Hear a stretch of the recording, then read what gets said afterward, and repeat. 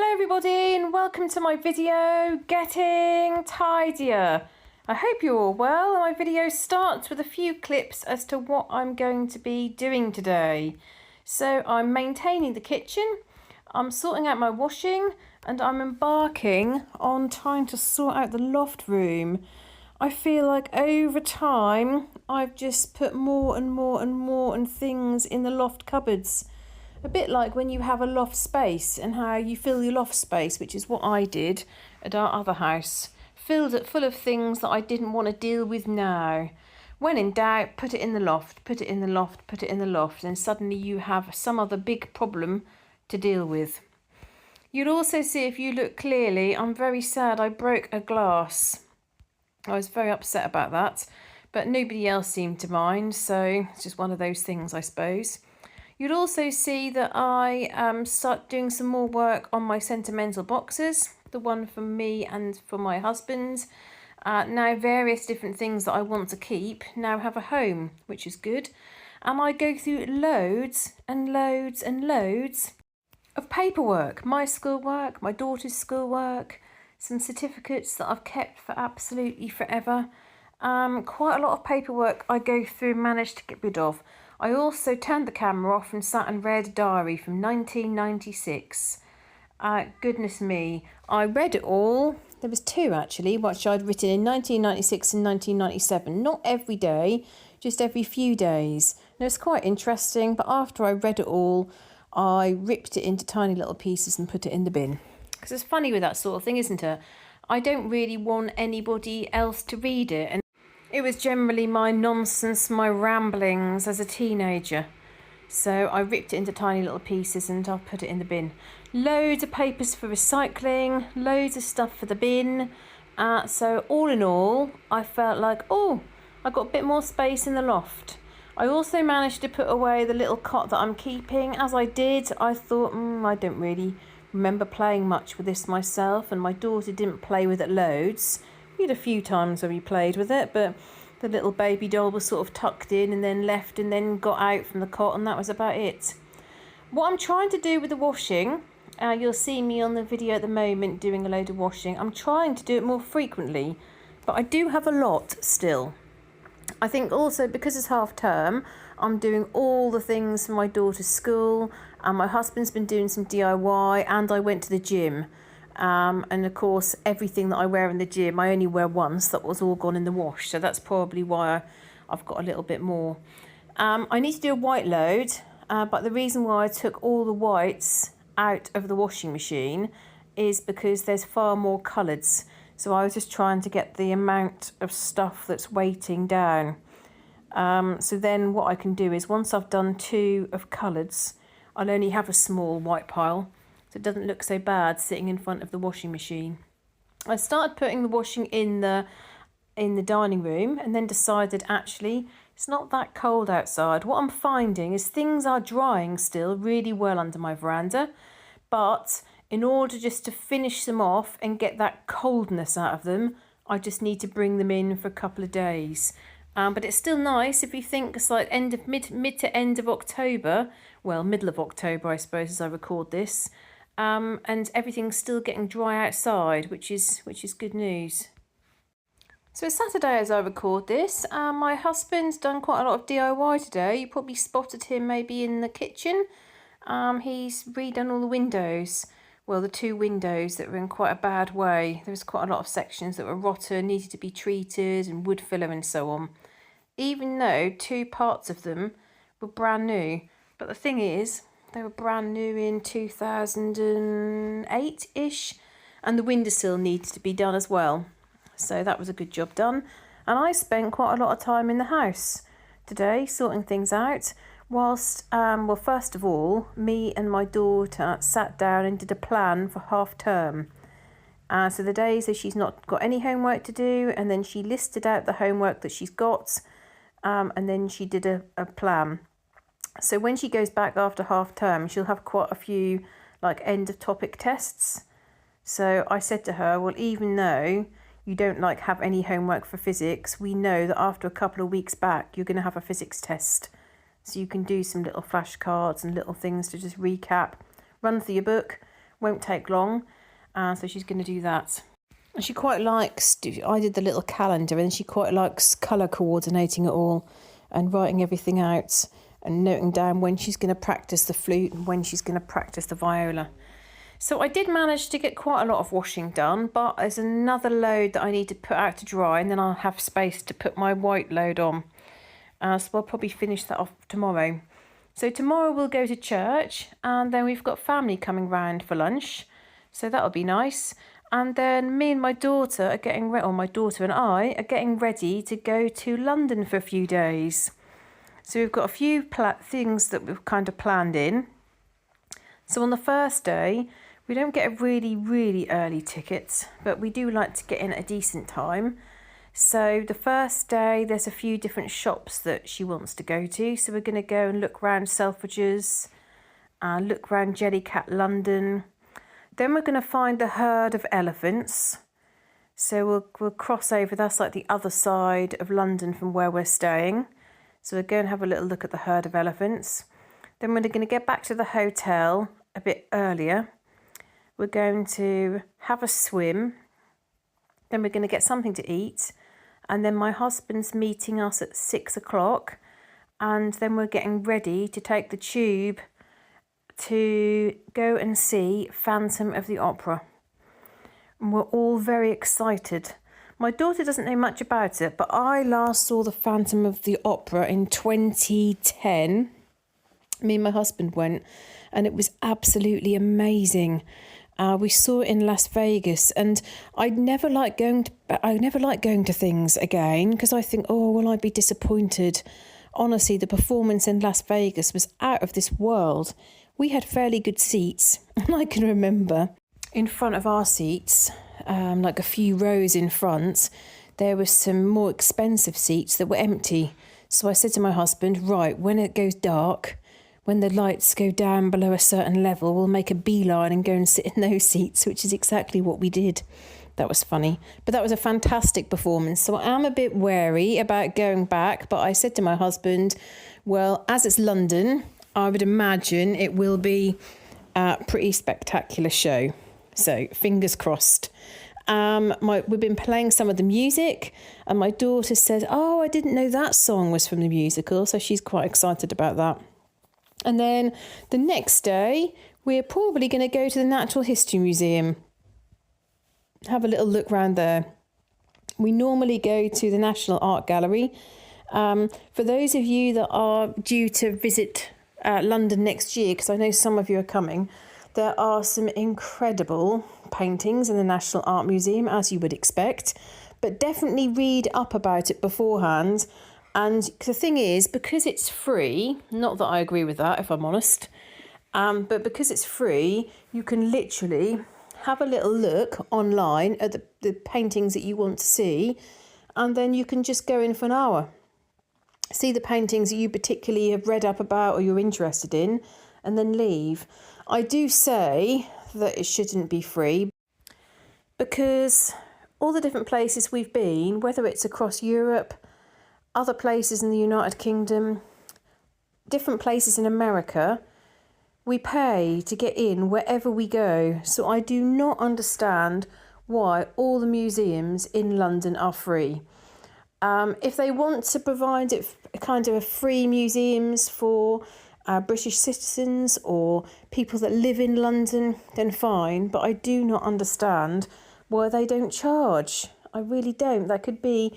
I'm only saying this, if this country was in a better position, I wouldn't say it. But because of the position that we're in so many of our public services, we've got so many problems, I think that'd be a way to generate more income. But there you go. So you can see I'm going through that big red container, which is mostly full of paperwork. My daughter's paperwork, my husband's paperwork, and loads of cards. Then I had that other box that I sorted out the other day that had some paperwork. So what I ended up doing was taking the paperwork from the other box, and I've put it all in here. Because I've been so much, I've managed to get it all in here. Now, this is not a perfect method by any stretch of the imagination.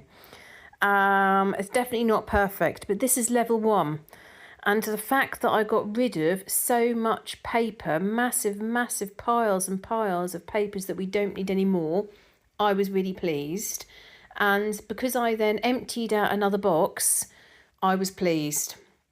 So I'm sure when I revisit the sentimental boxes, when I revisit some of the paperwork, I'll be able to get more. But at this stage, in quite a short period of time, I was able to do quite a lot. And I think sometimes you've got to do that. I did start looking at some of my other piles of papers, but I decided really what I need to do is I need to sit down with my husband and we need to go through some of the papers together. We don't have a shredder, so what I just tend to do is rip the address off, rip that into tiny little pieces, and then just rip the other documents in like 4. Unless it's got loads and loads of transactions, or unless it's particularly confidential. But most of the papers that I was going through today, that was fine just to rip them into 4 pieces. So I'm going to go through some of your comments now. So thank you very much for adding comments to my channel. Really enjoy reading the comments. Find it very, very interesting to know your thoughts, ideas, different suggestions. So the first comment is from Sally Bombali. And Sally says, top tip for things like cards, letters and mementos. Take a photograph of them all and save them in a folder on your laptop or on a separate drive. Then you can bin all the physical copies but still get to keep all the memories. I did this with mine and it freed up a lot of space in drawers. And I found that I'm more likely to scroll through a digital folder than get all the boxes out the back of the cupboards and drawers. Now, Sally, I think that's fantastic if you can do that. I think it's really, really good. Personally, I could not do that. Many people have said to me, oh, we'll take a photograph of your daughter's dress, or take a photograph of a teddy bear, take a photograph of the postcards and the paperwork. No, I could not do that, because then if I then later look at the photographs, that would not make me feel happy or content. It would make me feel like I really, really wish I had not got rid of those things. So I think for me, and this is, we're all very, very different with decluttering, aren't we? And kind of getting rid of things. For me, if I make a decision to get rid of some old cards, some paperwork, my daughter's clothes, toys, whatever it is, I never want to see it again. That's just how I am. I don't want to see it again. I certainly would not be content with scrolling through pictures. I would just regret and think, oh, why ever did I get rid of those things? But we're all different. Rainy Milliman says, I have seen where families set up boxes for each family member. I think it's a brilliant idea. If you pick a reasonable size box and are determined to stay within the limits of that box, it will help you make decisions as to what is really worth keeping and what can be let go. Good luck with implementing that concept. Okay, thank you, Rainy. Now, the only thing that I was wondering was that we've got these 2 boxes at the moment. One is mine and one is my husband's. But then I was looking through some of my other boxes and thinking, well, actually, some of these other things are also sentimental items. So I think how it's going to work is initially the things that I don't really know where to put them, such as an American football flag, no idea where that home is. And when people say to me, well, think about where you would look for it. I am never going to look for an American football flag, and probably my husband isn't either, but he wants to keep it. So that's a great thing to put it in this box. The same as my little bridesmaid's bouquet from when I was 14 or 15. That can neatly go in this box. But I think there will be some other things that I will need to transfer into the box. And as the box is a certain size, something else will have to move out. Thank you, Rainy. Homeschool Teens with Jenny says that great jade green on the fireplace is gorgeous. Thank you, Jenny. It's original to the house. All the fireplaces are. And so it was put in 1928. Wendy Jones says the UK really is a mad card-giving nation. I never did get it, but I do love your back and forth idea. Yeah, it's a bit crazy, isn't it, Wenda? I just think it's all a marketing ploy. You know, sending cards for this, sending cards for that. It's all a marketing ploy. Linda Thornton says, wow, you cleared up the lounge significantly. Keep going, you're doing great. Blessings. Thank you, Linda. Dulcie Rose says, how clever of little Emma to know the odd pieces of Lego. Yes, funny, she knows all the little bits. When I get a random pile of bits and pieces of toys, 9.5 times out of 10, she'll know exactly where they're from. Oh, that's from this game, that's from that game, that's from this Lego set. Does make me laugh, but I suppose because she's played with it so closely, so she knows exactly where it's from. The next comment is from Cynthia Miller. And Cynthia says, my goodness, Emma, you made a huge difference in the lounge and the kitchen looks very tidy too. Job well done. This week, hubby and I made a huge batch of chili con carne. We made enough for 8 meals. We ate 2 bowls last night, set aside 2 bowls for tomorrow and froze the rest in Ziploc plastic bags. I'm building up quite a few pre-made meals for future use. Now, that is a fantastic idea. I love these things where you help your future self. Do you label them? And if so, what labels do you add to your Ziploc bags, please? Or do you write on them with a pen? I was quite pleased because on Wednesday, I'd worked most of the day and things had become very busy. My daughter spent some time with one of her grandparents, and I needed to do dinner. And I thought, oh, what can I do? And I suddenly thought, oh, let me check the freezer. And there was 1 portion of sausage casserole. And I was quite pleased because it had got lots of vegetables within it. And so I could just literally heat that up, do her pasta, and her dinner was done. So I was happy with that. Me and my husband were just going to be having a salad. I was really pleased. So well done with that.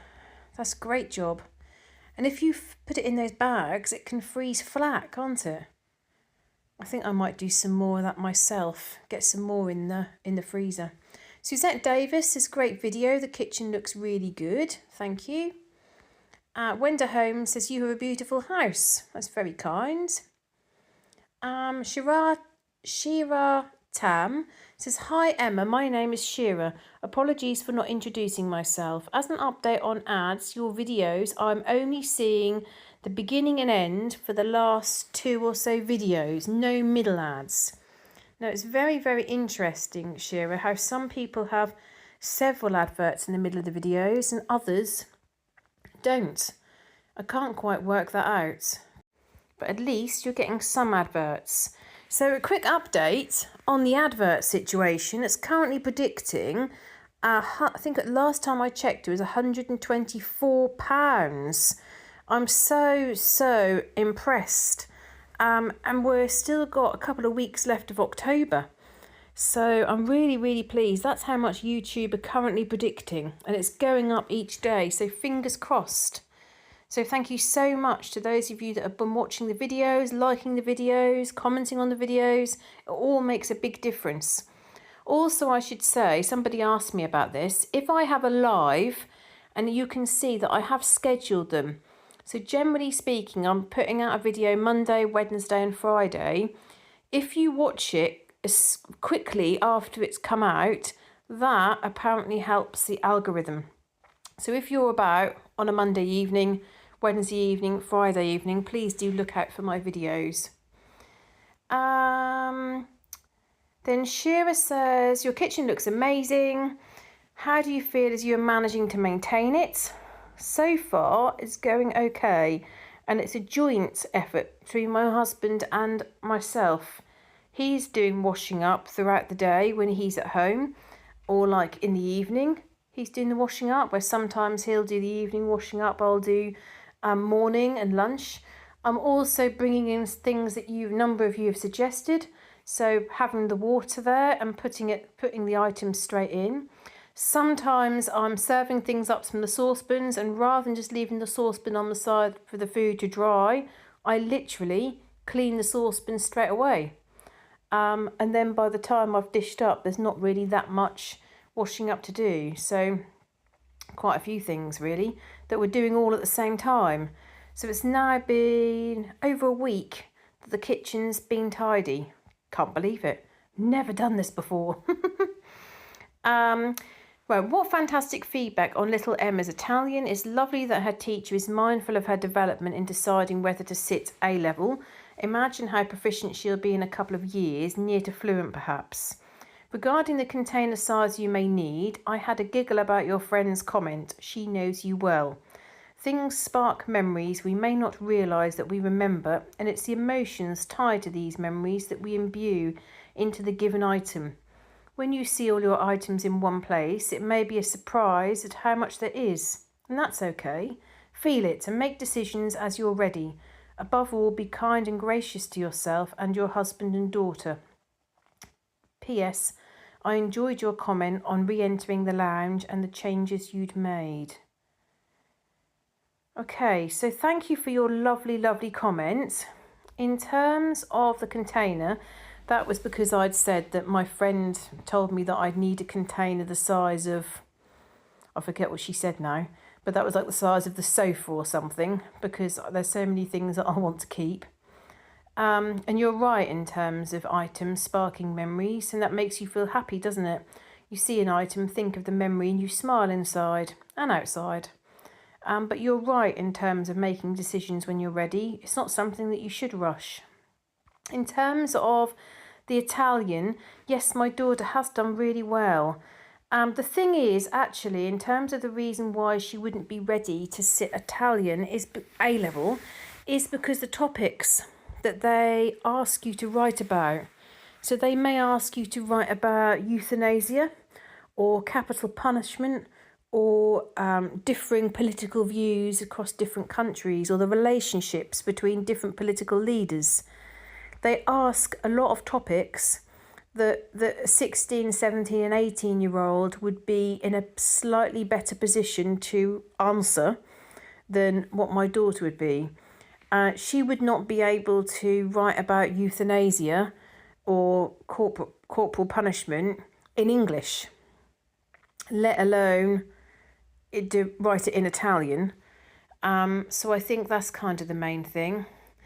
And I don't know how her language will sort of change. There might be more verbs that she will learn, but she is classed as fluent, in the same way that I'm fluent in English.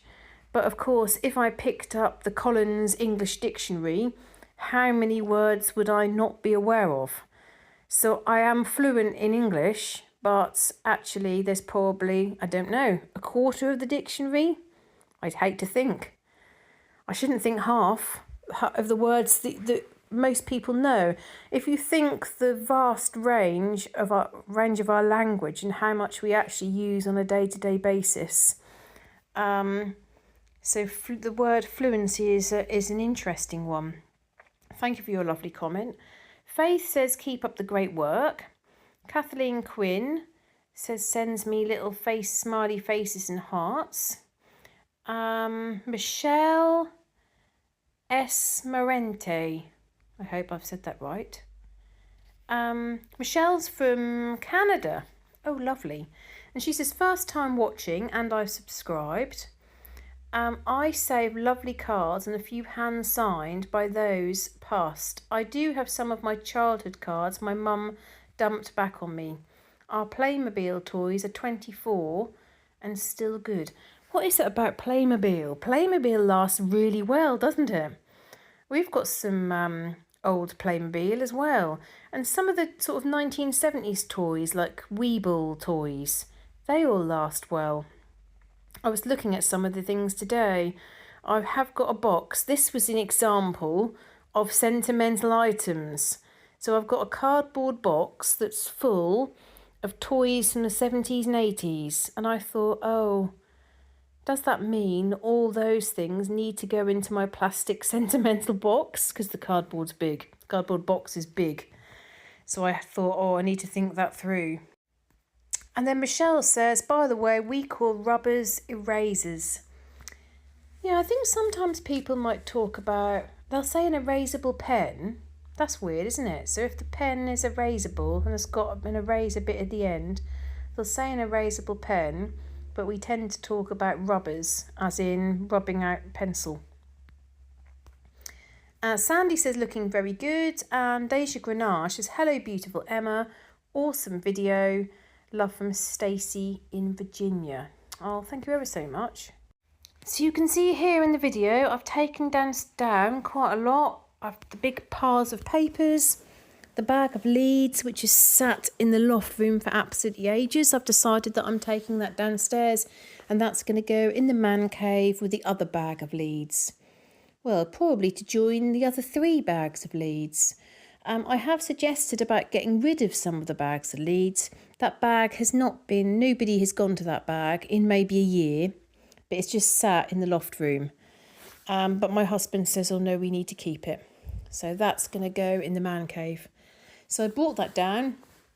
And then some of the papers I just needed to double check with my husband and daughter. I know some of you will think, oh, why do you check? Just get rid of it all. But I don't want to get rid of something that either of them want. So some of the items didn't belong to me, so I just needed to double check with them. So I was pleased with what I managed to clear out. And then you'll also see I've got my items for Halloween. And we'll put a few items around the house for Halloween and bonfire nights. We probably do more for bonfire night, really. It's strange because, as you'll all know, Halloween originated in the United Kingdom. And then other countries took on one of our traditions. Now, Halloween in the United Kingdom has traditionally been, because it did come from like kind of Celtic roots, on the 31st of October, the origins were that you had to dress up so you wouldn't be able to be spotted by the bad spirits.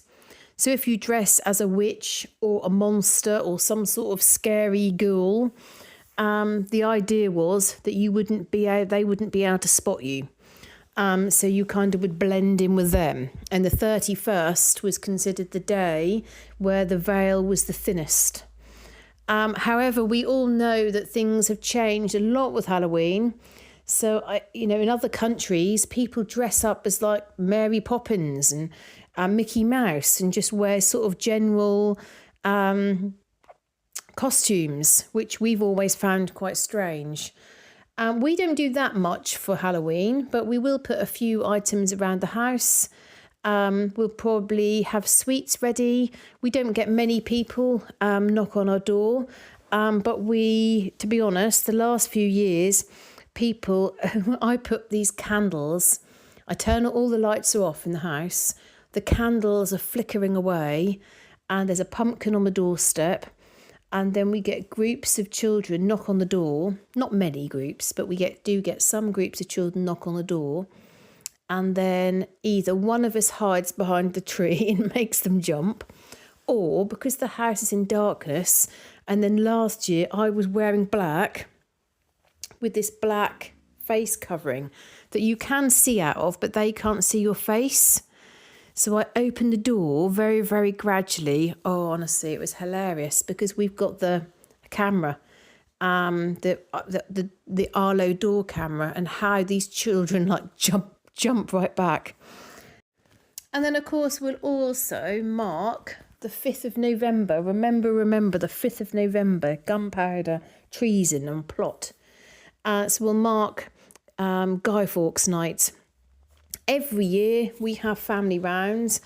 We have fireworks and sparklers and have sort of barbecue type food. So my mum a few years has done barbecue beans, which are really yummy. And my husband will do like burgers and that sort of thing. So that's always a really nice evening. We've been doing that now for so many years, and of course now we've got the veranda. Even if it's raining or it's a bit drizzly, we'll be able to stand under the veranda, which will be nice. As a child, that was really exciting, 5th of November, or a sort of date round there, because every year we would have fireworks and sometimes we'd have a big bonfire. I used to love the bonfire. I'm not sure we'll have a big bonfire this year because I've only just got that seed to grow, haven't I? I seeded that whole area in the garden, so I'm not sure whether I actually want to kind of mess that up again, because it's quite good for the soil, but it just means more work to seed the whole area again.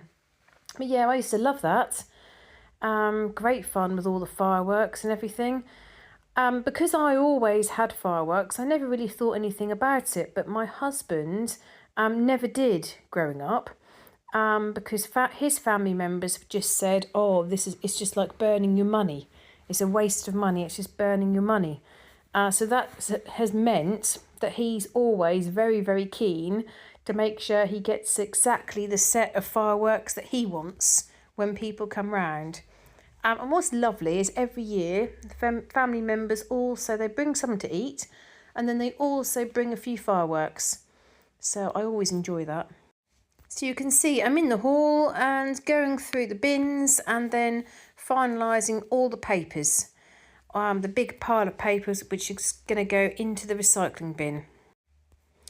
Cammy Hale says, I've never seen a hedgehog in real life. How cute. Thank you, Cammy. He or she is still there, tucked in. Now, the covers have not moved, so I'm convinced now he or she is hibernating, because if they were coming out each evening, as you would normally expect, the covers would be moved, wouldn't they? But I've taken photographs and they've not moved at all. And then someone else said, are you sure it's alive? But it is, because when I lifted up the covers, you can see its prickles move. So I think it'll be there for the whole of the winter. Lady Tedlington says, watching from Cardiff, South Wales. Oh, thank you. Nan Holmes is sitting in the car line waiting. Oh, thank you. I got someone else. CP Dot is from Texas, so we've got a few people now from Texas. Elinton Ezen says that she's watching from Norway. Oh, thank you for letting me know. Karen Howard says, my mum would tie up the top of the cheesecloth and hang it from the kitchen cupboard to drip for jelly. Wow. When I originally read your message, I thought about cheesecakes. So we were talking about cooking, and then you said about the cheesecloth. I thought about cheesecakes. Now, do you have cheesecakes where you are watching from? By cheesecakes, I'm not talking about like the biscuit base and the lovely kinds of like lemon cheesecake of that sort of, how would you describe it? I can't think, like the soft flavour bit. I can't think how you describe it. I'm not talking about that sort of cheesecake. I'm talking about the sort which have got pastry bottoms, jam, and then sponge on top. I can remember my grandmother making cheesecakes. They were lovely. Like she did like a tray of 12 or something, and very rarely I'd get to eat one. Kathy A.L. Wood says, great work. I would only keep one extra set of sheets per bed. By the looks of the video today, you have more than that. Lol. Yeah, I think, Kathy, I need to revisit that and count to see how many I've got. I think I've got too many. And I prefer whites. So if I never use the coloured ones, there's no point hanging on to them, really, is there? There are some spare quilt covers that I keep for my daughter. I mean, my daughter, I think I've probably got 8 sets for her. But one of them was originally my sister's, and 2 of them were mine. I've got a Beatrix Potter one and a cat one. But I have got rid of one of hers recently. But the thing is, while there's still a lot of wear in them, you know me, don't like waste. Holly says washing is a continual job, isn't it? It will always be there for us. Beautiful hedgehog. I'm the same with tissues. Oh. Now I'm very nearly at the end of my video, so I hope you've enjoyed my sort out, tidy up, clear out across different parts of my house. And I thought that I'd take a few clips of Elm Hill in Norwich. Now, Elm Hill is a stunning part of Norwich. It's one of the oldest parts of Norwich. We've got lovely Tudor houses and very unusual buildings, pretty little shops, really, really lovely to visit. And as you can see, doesn't it look beautiful at night in the autumn? So thank you very, very, very much for watching my video. Thank you for your ongoing support and encouragement, and I'll see you in the next video. Bye!